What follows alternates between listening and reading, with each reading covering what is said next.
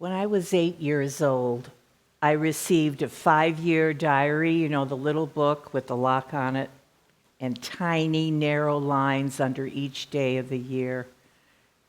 And I was able to record tiny, narrow thoughts. But something was missing. And about 5 years later, I decided to go to a bigger notebook. It was a steno pad. And there I poured out my feelings and my thoughts, determined to find out who I was. And that small change altered my life dramatically. That steno pad and many more to come gave me the open space to venture into exploring my behavior, my self-imposed limitations, my feelings, my dreams, my goals, my life. In those journals, I captured a closer view of myself, like a mirror. The journal became a dear friend whose reflection resembled mine. I wrote about my academic failures in grade school, junior high, high school, my choice to work in an office instead of attending college. I wrote about how empty that office job made me feel. And I recorded my yearning for something more challenging, something more meaningful. And I believe if I had not written all of that down, and even more importantly, if I hadn't read it back and absorbed it, I would not have ventured back into the world of academics, graduating and becoming a middle school and high school English teacher. I wanted to reach those recalcitrant, low-achieving students whose self-image or low expectations kept them from achievement and perhaps from joy. Over the years, I developed a journaling program for my students and also for adults at adult centers. And then after I retired from teaching, I took a chance and I offered my journaling programs to a live-in facility for women and young mothers who were substance abusers. They had opted out of a jail sentence or had been taken off the streets by law enforcement and given a choice for recovery in this facility. I gratefully observed their development and self-acceptance as they tearfully filled pages with confessions, with apologies, with dreams and plans for the future.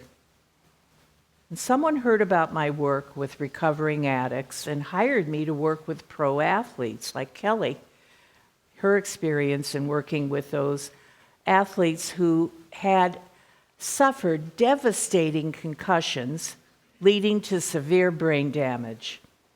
Now, along with a series of medical and psychological programs, their journaling provided them with a mirror into their ambitions and goals and values. From broken sentences and broken lives, they wrote about their struggles and opened their minds and hearts to a brighter future. Now, some of you not familiar with journaling may wonder, is there any merit in it? Can you really measure that? But around the 1960s, studies were conducted and continue and find that journaling does have value. Findings have shown that journaling can reduce stress and anxiety. Writing about feelings can boost feelings of well-being.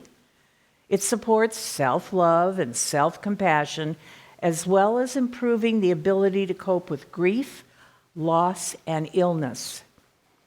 There is evidence that journaling increases mental clarity.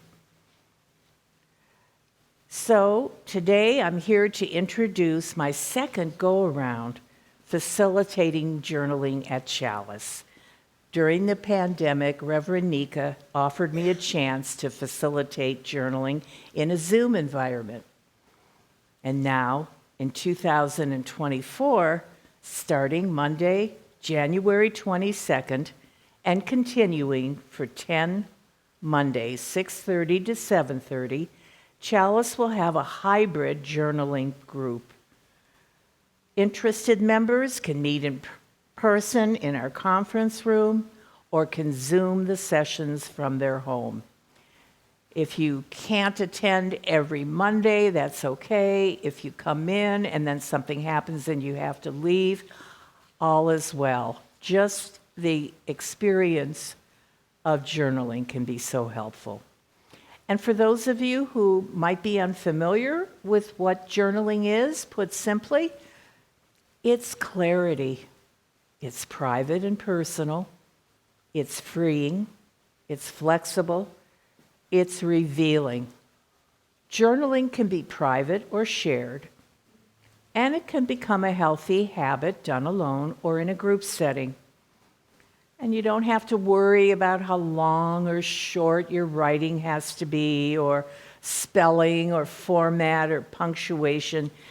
There is no wrong way to journal. Illustrating that idea, please allow me to read a poem by Mary Oliver called Wild Geese. It pretty much says what I can't put into words about the feeling of reading back what I've written and taking it in. Wild Geese. You do not have to be good. You do not have to walk on your knees for 100 miles through the desert repenting. You only have to let the soft animal of your body love what it loves. Tell me about despair, yours, and I will tell you mine. Meanwhile, the world goes on. Meanwhile, the sun and the clear pebbles of the rain are moving across the landscapes, over the prairies and the deep trees, the mountains and the rivers. Meanwhile, the wild geese high in the clean blue air are heading home again. Whoever you are, no matter how lonely, the world offers itself to your imagination, calls to you like the wild geese, harsh and exciting, over and over announcing your place in the family of things. So today, to figure out if journaling is for you, you can try it out briefly, right here, right now. We've placed a journal and a pen under your seats if you're here, and there are more journals and pens in the back. And for those of you on Zoom, find some paper and something to write with if you wish to participate. There's no pressure. If you wish, you can just sit back, relax, observe others, or like Nico in the book that Sam read to us earlier, you can capture a feeling.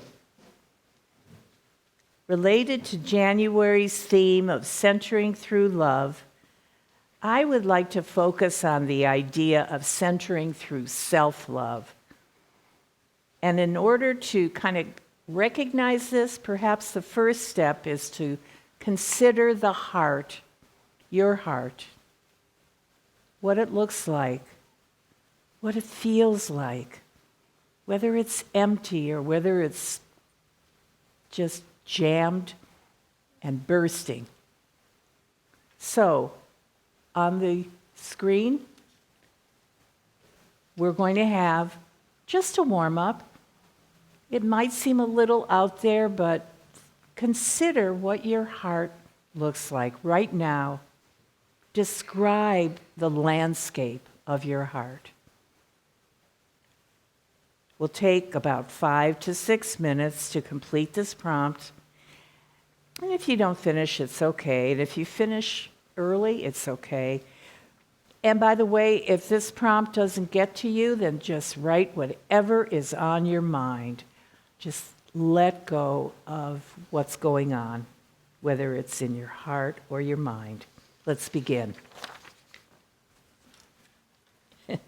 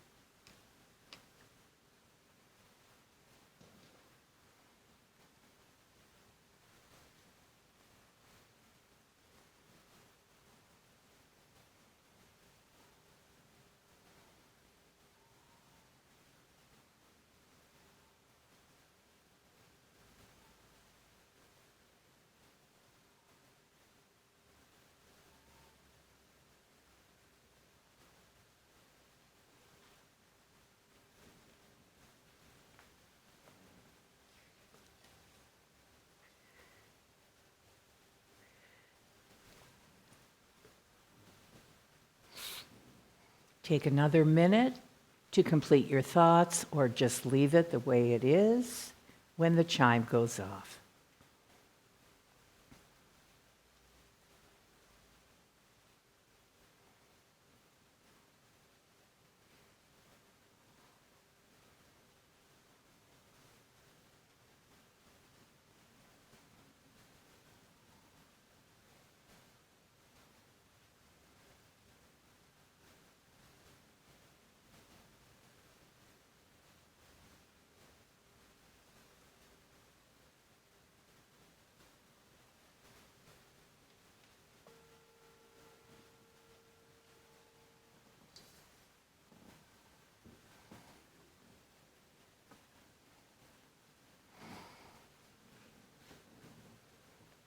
Please be sure to read it back to yourself.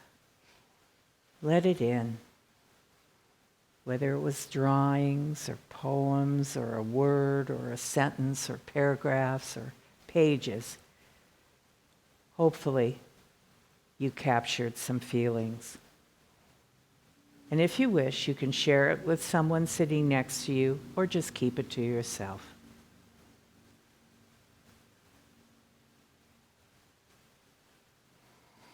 Working with that same theme of centering through love, I have more practical questions that are equally important, and they're up on the screen. If you want, you can write them down in this journal. This is your journal now. How can I make my life less complicated? It really helps to get us centered, is to focus. What distractions get in the way of my being my best self? Just being aware of them, not trying to get rid of them, just knowing and recognizing, very helpful. And the third one, when do I most feel in tune with myself? There might be a special setting or place or time or whatever where you really can feel who you are.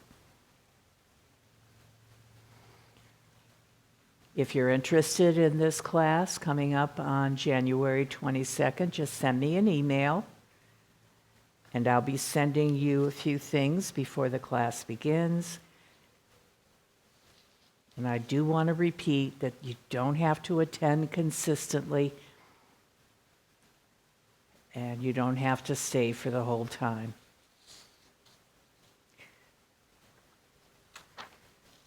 Thank you for listening to me today and giving me your time to share one of the passions in my life.